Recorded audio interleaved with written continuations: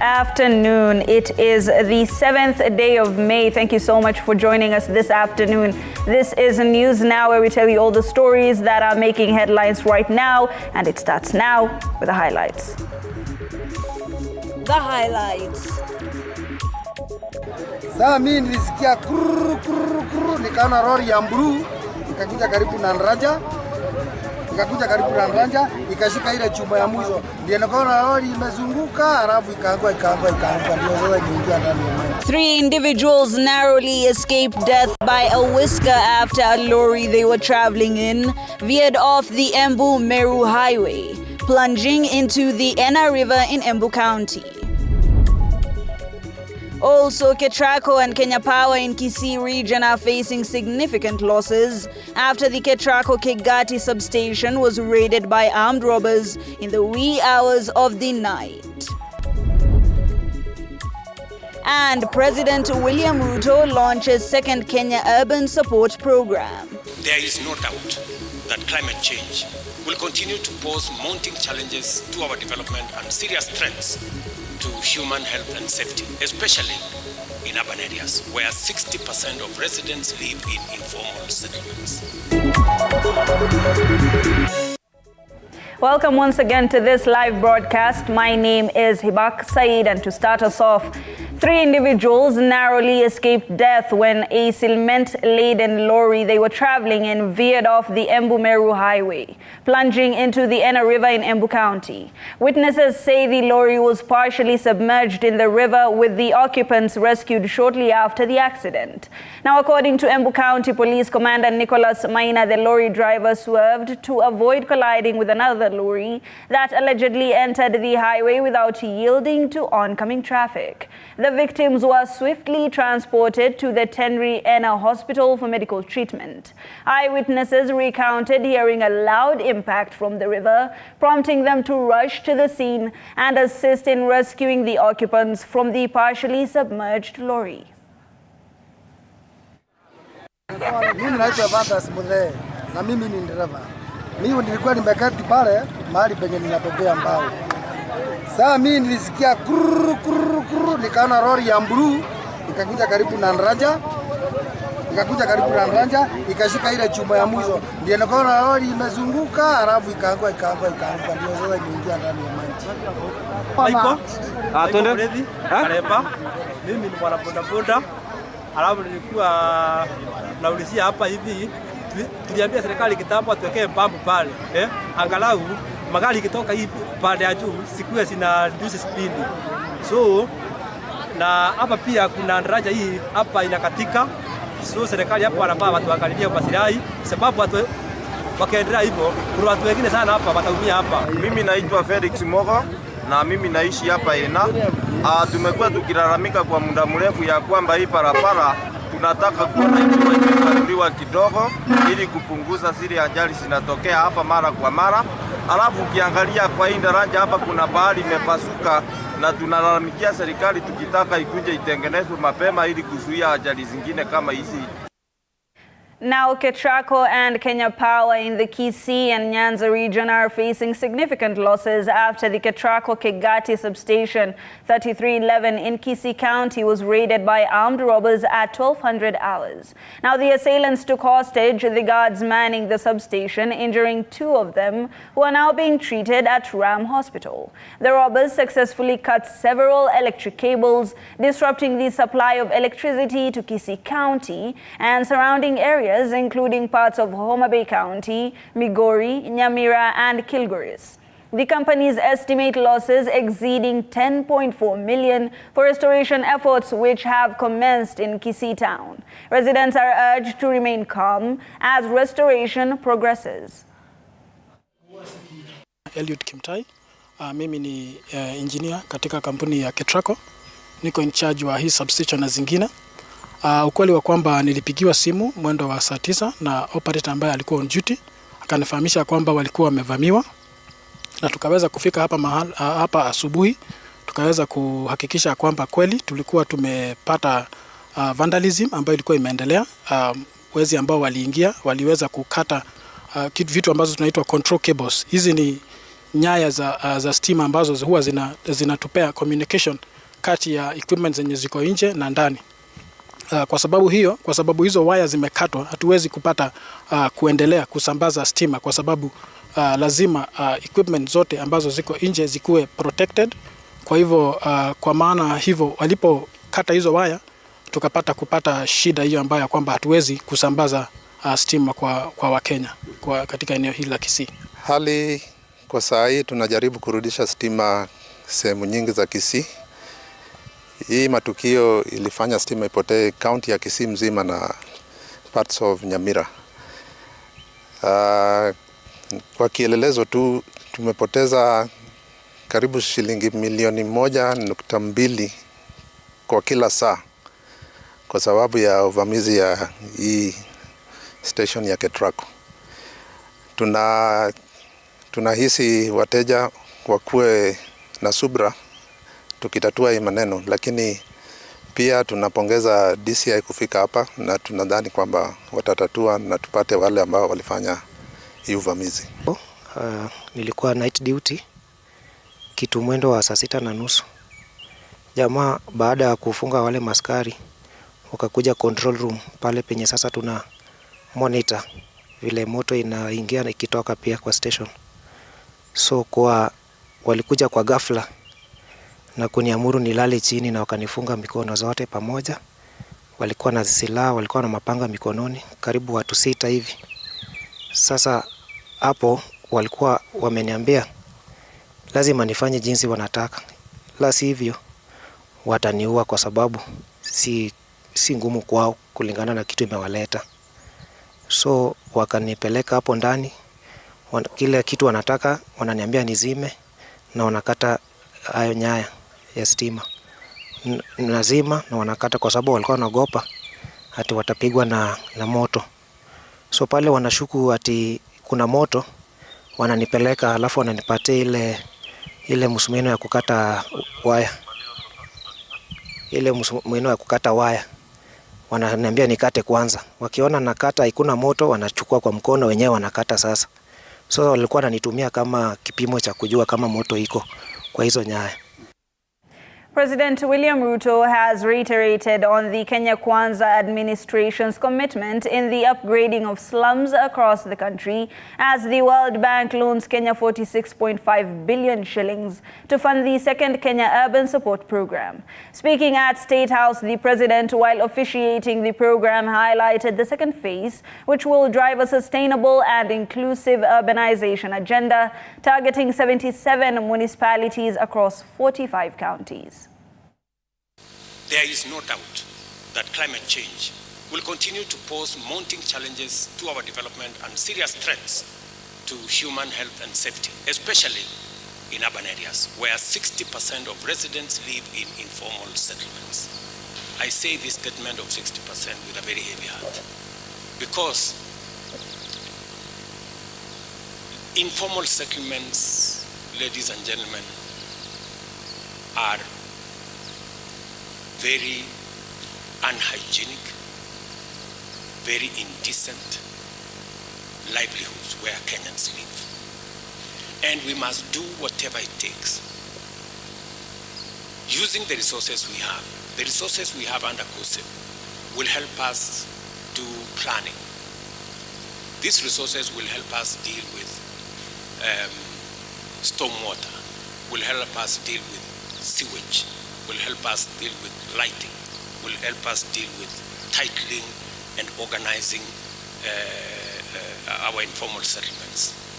And our housing plan will help us have decent homes for these Kenyans. We have close to 7 million people in Kenya living in informal settlements, and they deserve our attention.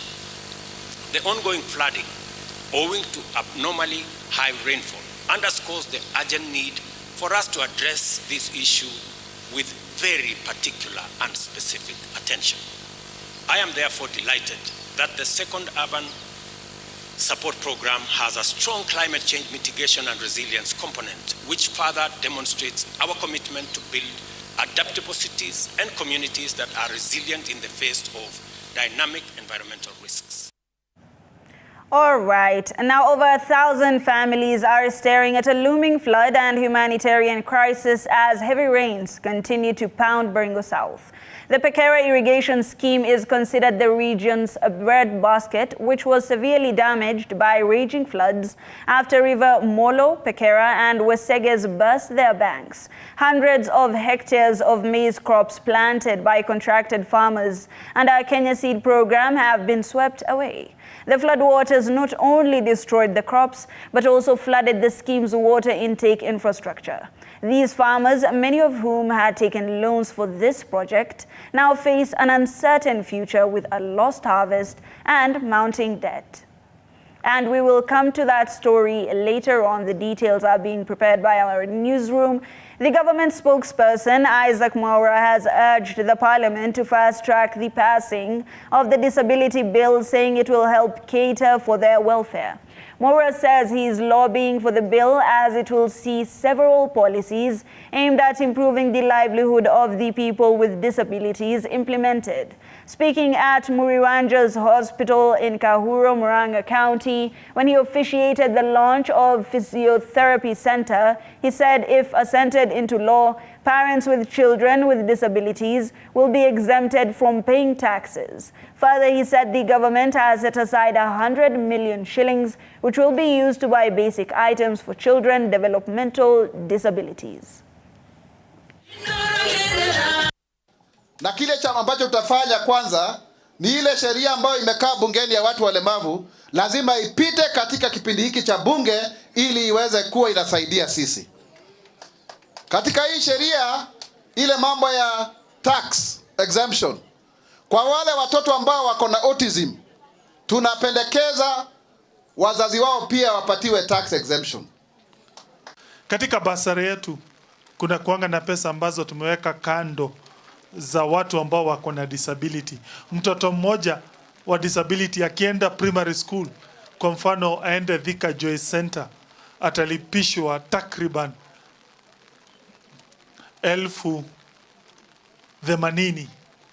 Na utakuta wengi ni watu ambao hawana uwezo.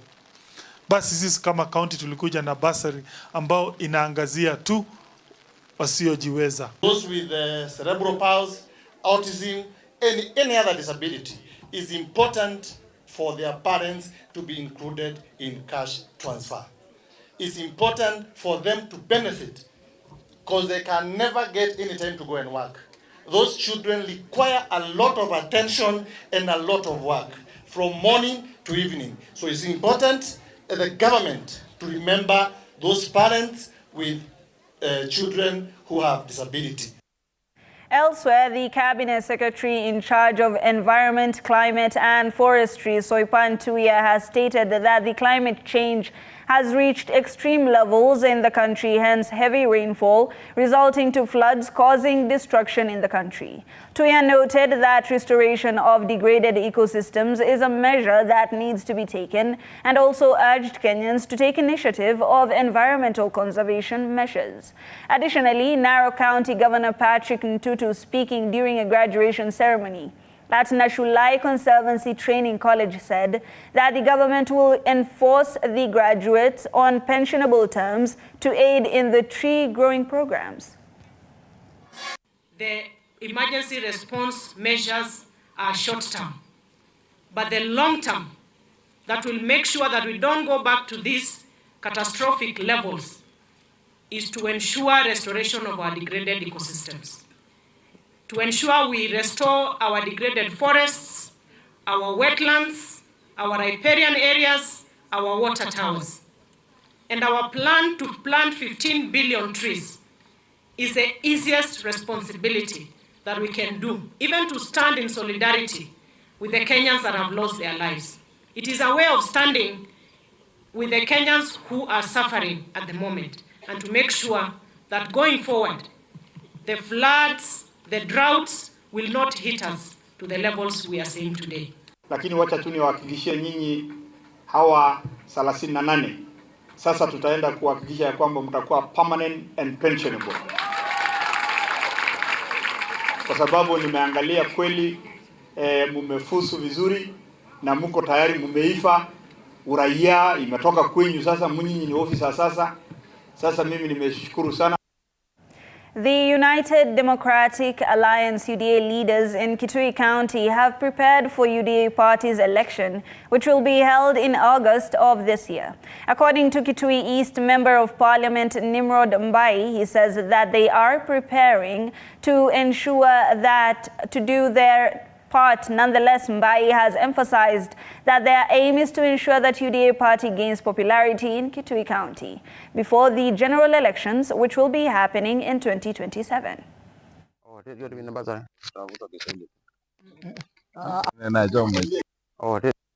Tumekaa chini kama chama cha UDA Kitui County, tukaonelea tukue na sasa tubadilishe gia, kwa sababu uchaguzi hauko mbali, na uchaguzi uliopita tulishindwa sana. Tulipata mbunge moja, ma MCA watatu, lakini tukijipanga mapema tutapata wabunge. Tunataka tuongeze wabunge, tunataka tuongeze MCS, na hata pia hii viti tatu ya county governor, senator, women rep pia tunaona hatuwezi waachia mpaka pia tufugane na wao sana. Tunajua kuna ile chama ambayo inaonekana kama ndio wenye Ukambani, lakini haikuzaliwa ikiwa yenye Ukambani, walifanya kuuza tu, na sisi ndio tumeamua kama wana chama wa UDA tuuze chama yetu mapema, na pia uchaguzi ambao unakuja wa chama cha UDA mwezi wa 8 pia tuko na ofisi mahali watu wetu wanaweza fanyia.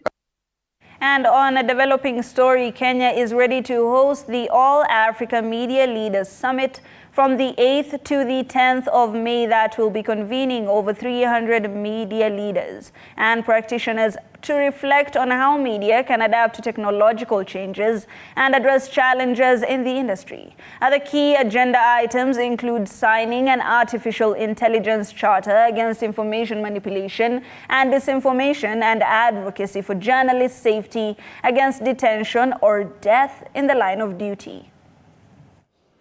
There are actually a lot of gaps, but also we have to recognize there have been lot of good work being done by media throughout the continent. You pick the country. Media has been trying to do its job in very adverse conditions.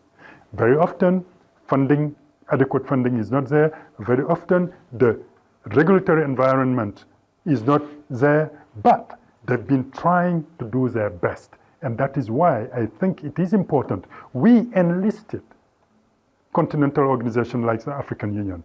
We invited the president of the president of the Assembly of Head of States and Government of the African Union, who is His Excellency Mohamed Ould Ghazouani, who is the president of the Islamic Republic of Mauritania.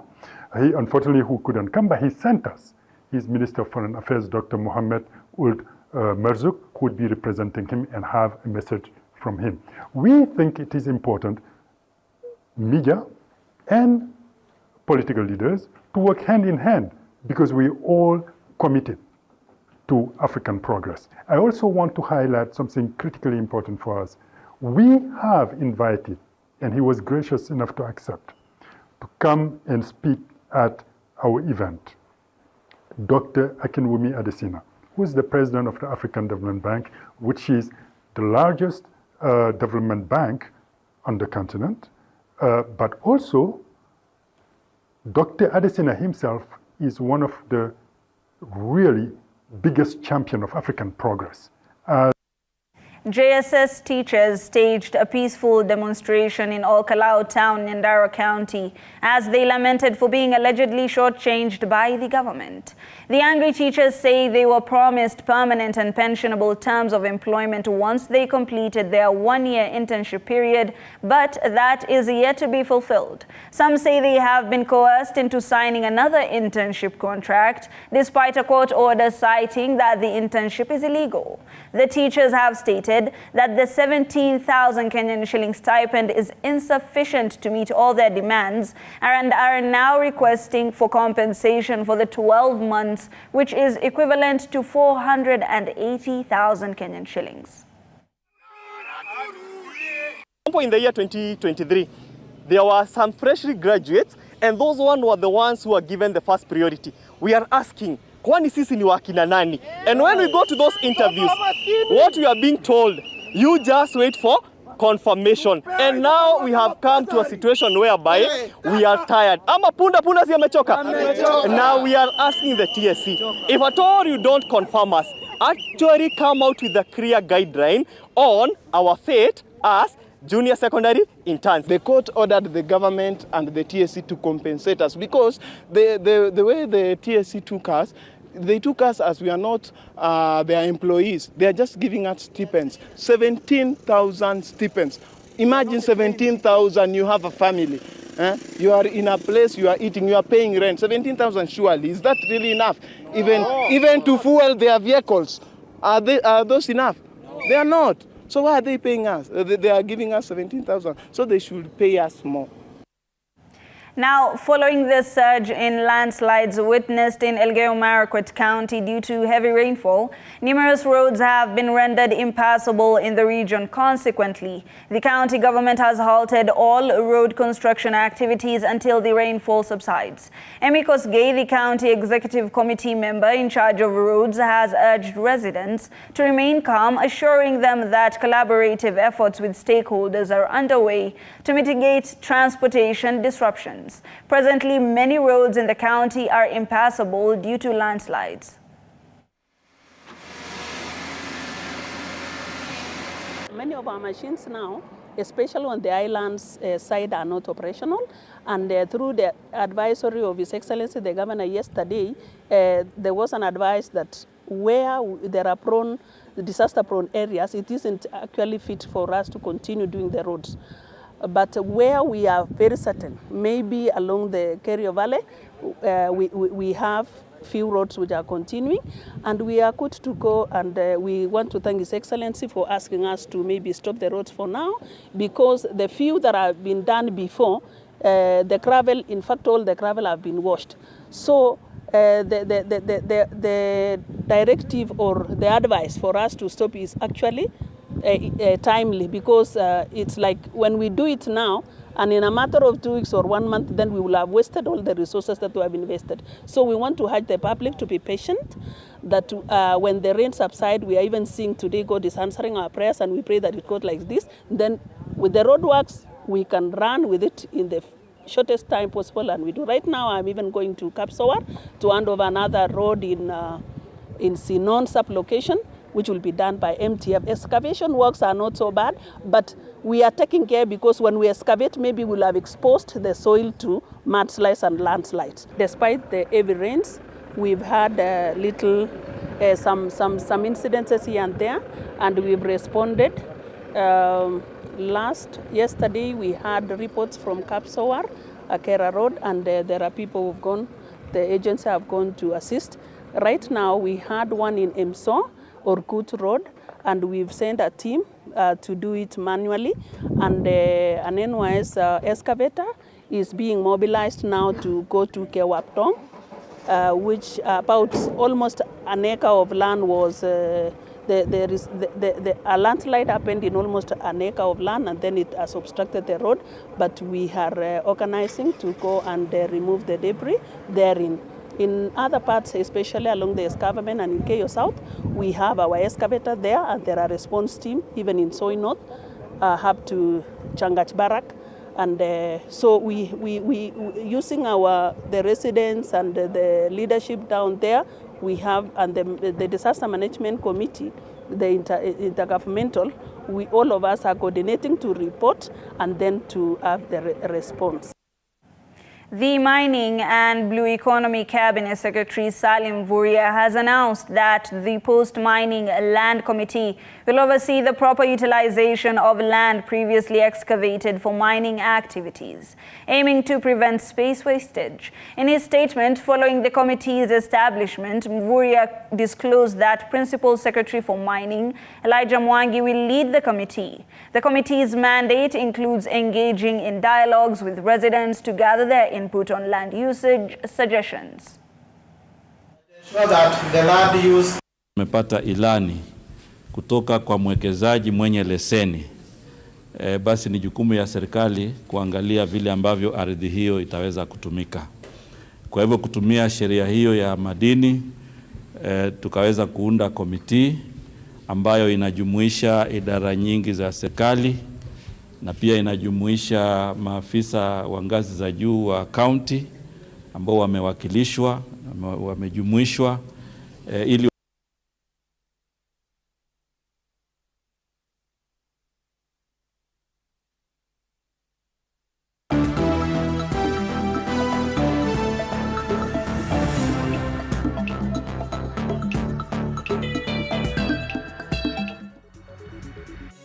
And on to the wonderful world of sports.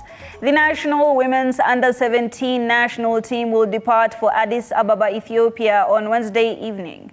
Junior starlets will play Ethiopia this Friday in the third round, first leg of the FIFA Under-17 World Cup qualifier at Abebe Bekila Stadium. The second leg will be played on May 19th at Ulinzi Sports Complex in Nairobi, and the winner of this, on aggregate, will advance to the fourth and final round, where they will face either Djibouti or Burundi. The victor will secure an automatic qualification for the 2024 FIFA Under-17 Women's World Cup in October to be held in Dominican Republic. Head coach Mildred Chechen named her squad, which comprises of players from Kobala Secondary, Wieta Nyakach Secondary, Butere Girls, Gor Mahia Queens, and Shiraha Starlets.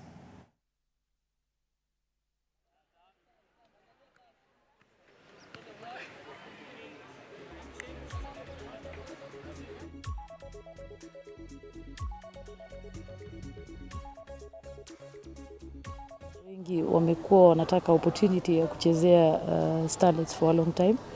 So most of the young girls wamekuja hapa wanataka kuonesha that wanaweza, wamekuwa active kwa other competitions na sasa wanataka kuchezea nchi na kwa matumaini mazuri tupate good result. Training imekuwa fiti kuanzia tuingie camp